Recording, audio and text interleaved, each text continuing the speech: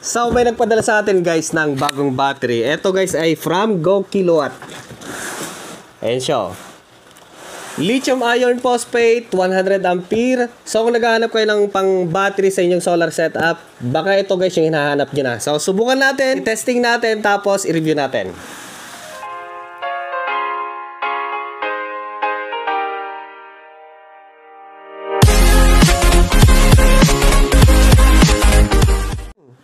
So, ang kagandahan kasi ng ganitong klaseng battery, yung mga lithium iron phosphate, mas matagal yung kanyang lifespan tapos hindi siya prone ng sunog. Kumpara sa ordinaryong lithium iron lang siya. So, buksan natin. So, tanggalin natin yung foam sa taas. So, dito meron siyang user manual. Ito guys, oh. Go Kilowatt. Tapos, meron na siyang display yan guys, oh. At balita ko dito guys ay ang ginamit nilang BMS dito ay Smart BMS. So, pwede nating i-connect sa ating mga device, tablet or ating cellphone. So, pwede natin siyang i-monitor at paganahin gamit ang ating device. So, dito meron siyang tornilyo para sa kanyang terminal output. Ito mismo yung battery. Mabigat.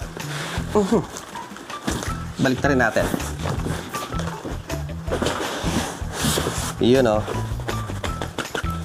Maganda yung kanyang packing guys kasi hindi basta-basta madadamage kahit na mahulog siya. So meron ng mga previous na mga review ng ganito pero ito guys yung latest na design nila. So para sa mga choosy, sabi nila hindi daw maganda yung yung design. So pinaganda nila. Pinaganda yung BMS, nilagyan na mas magandang display. Syempre, mas maganda, mas magdadagdag ng price. Ganun yan. Sabi nga nila guys huwag kang aasa na maganda kung ang budget mo ay pang sardinas lang.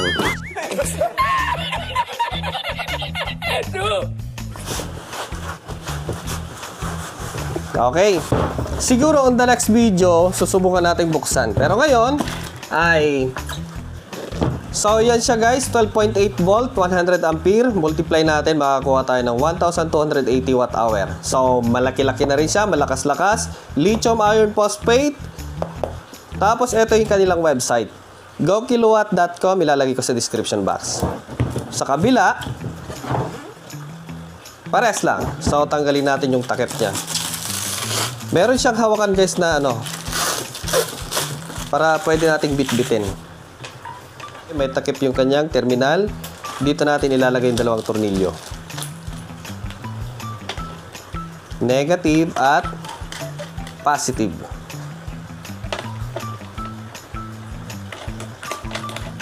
So dito, meron siyang display guys. Yung unang version nito guys, yung previous version niya ay simple lang yung kanyang display. Parang ganyan lang siya, oh. Parang ganyan lang siya. Pero ngayon ay in-improve nila. Mas maganda, maraming information na makikita natin. Tapos LCD na siya. Smart battery. Tapos ang ginamit nilang BMS dito ay Smart BMS. So pwede nating i-connect sa ating mga device para ma-enhance natin at pwede nating i-control gamit ang app. So ito guys yung app na gagamitin natin. I-scan lang natin. Tapos i-download natin, then install natin. So, i-power on natin. So, yan siya guys. Mas maraming information na makikita natin kumpara sa previous version. Yung unang version ay parang ganito lang siya. Tapos, yung percentage ng battery. So, ngayon makikita natin yung kanyang voltage, battery voltage 13.3. Yung current ng input at output during ginagamit natin or kina-charge natin. Tapos, yung temperature ng battery makikita natin dito. Then, meron siyang status ng battery dito. Okay, nawala na naman. Automatic siyang mamamatay pag hindi natin ginagalaw. Ayan o. Calibrating. Okay, so ayan siya guys. Mas maganda na ngayon kumpara sa una. Tapos, supported siya ng Bluetooth. So, ang kagandahan kasi nito, kahit hindi na natin gamitan ng tester, makikita na natin yung status ng battery. Doon tayo sa DC. Okay, test natin kung pares yung reading sa kanyang battery. Sa kanyang display. Aabot ba? Parang hindi aabot. Dito para makita nyo. Yan. 13.3. Saktong-sakto. Walang bawas, walang kulang. Okay, pares pa rin yan. I-scan muna natin yung isa. Eto. Yun. Tapos, open natin yung website. Okay, yan. Kung iOS or Android. So, Android yung ginagamit ko. Yan, download lang natin yan. Tapos, na-download na natin siya. Scan natin yung, meron siyang scanner doon. Scan natin yung isa. Ayun. Na-scan na niya. Automatic na yan. Hintayin lang natin. Yun guys, oh. Hintayin natin 100%. Parehas yung nasa display. Tapos, yung status ng bawat cell. Yun, oh. 3.34. Pare-parehas kasi meron siyang active balancer. So, ang gagamitin natin na pang testing ay yung inverter na yun. Tapos, ilo-load natin sa bahay. Straight na 200 watts yung gagamitin natin. Tapos, orasan natin kung gaano katagal. Tapos, makikita naman natin yung information gamit yung app. So, hindi na natin siya i-charge kasi 100% naman yung kanyang battery. 2 days ko rin siyang chinarge, tapos in-stock ko 100% naman yung kanyang state of charge. Okay, mas maganda para malaman natin kung maganda ba or hindi. Few inches later. Orasan natin kung ilang oras bago ma-discharge. Okay, sabagay meron naman dito makikita natin. Okay, so start na tayo.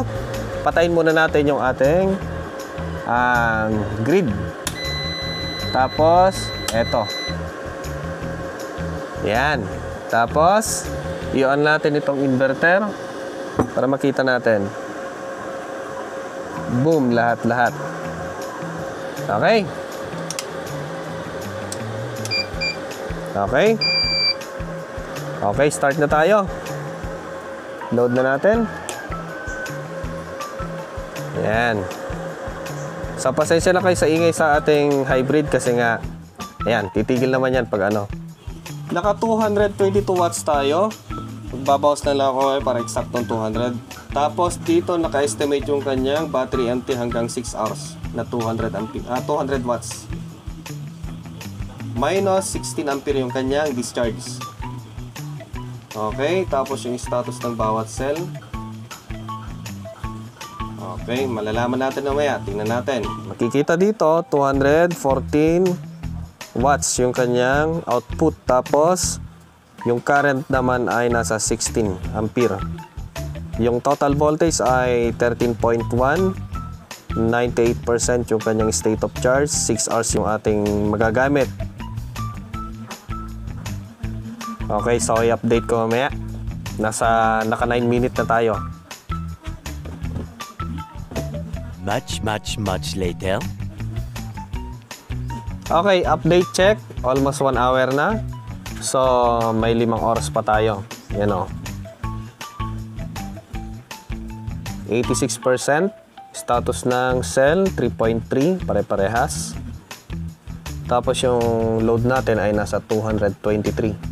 Naglalaro siya. Tapos, yung display pala dito sa taas, during discharging, naka-on siya palagi. Tapos, naka-indicate discharge. 13.2, tapos 16 ampere yung lumalabas. Tapos yung kanyang temperature medyo tumaas konti, 28 kanina, konti lang naman, 86%. So tingnan natin dito kung pareha sila, 86%. Much later. Okay, so nakakatatlong oras na tayo guys. Yan o, 3.16 11. So, ang natira sa battery natin ay nasa 54%. Bale, 3 oras pa yan. Okay, ang wattage natin ay nasa 209, 194 naglalaro. Okay, tapos dito sa display, pares naman sila dito. Status ng cell ay nasa 3.26, 3.27 na dalawa. A lot of boring math later. Update sa ating tinetest na battery. So, ang oras na natin ay nasa 4 o'clock na. So, hindi tayo siguro matatapos ngayon. Naka 5 oras na tayo. Eto guys, ang natitirang percentage ay nasa 25%. Tapos, ang natitirang ampere sa battery ay nasa 25 ampere. Tapos, ang current voltage natin ay nasa 12.9. Parehas dito, 12.9.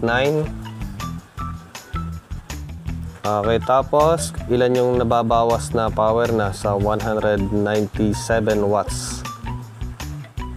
Dito nasa 222. Naglalaro yung ating wattage. A few inches later. So ang oras natin ay nasa 5:42. Nakaabot ng halos 7 hours. At gumagana pa rin hanggang ngayon. Okay, yung wattage natin nasa 215. Naglalaro. Okay. Tapos ang battery natin ay nasa 11.8. Tapos dito ay 12.0. Okay? So ang natitirang percentage natin ay 1% sa almost 7 hours. Okay? So ngayon ay eto 11.9, 12.0, almost the same. Status ng cell ay nasa 3.0, 3.0, 2.9. Konti lang yung difference. Okay, so hindi ko na rin siya papabutin ng hanggang 0 kasi ayoko rin masira yung battery. Maganda na guys kasi okay na, inabot na siya ng almost 7 hours straight na 200 watts. So ngayon, tingnan natin sa kanyang curve kung ano yung status. Eto, may almost straight pa rin siya guys. Ayan. So pasado na siya sa test kasi lumampas na tayo. 6 hours lang sana pero umabot siya ng 7 hours sa 200 watts. Siya nga pala guys, para makita niyo yung status dito sa kanyang history, maggawa kayo ng email. Tapos mag-login kayo para makita nyo. Para makita nyo dito yung kanyang status. Dito pwede nating patayin dito. Ayan, this charge switch, discharge, pwede nating patayin. So wala na. See dito, meron pa rin yan kasi nga display niya. Pero dito wala na. Kahit i-on natin dito, wala na. Wala na.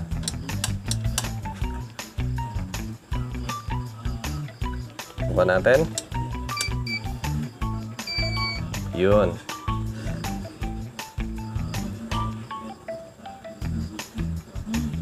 $220, 60 Hz. So, patayin natin dito pwede.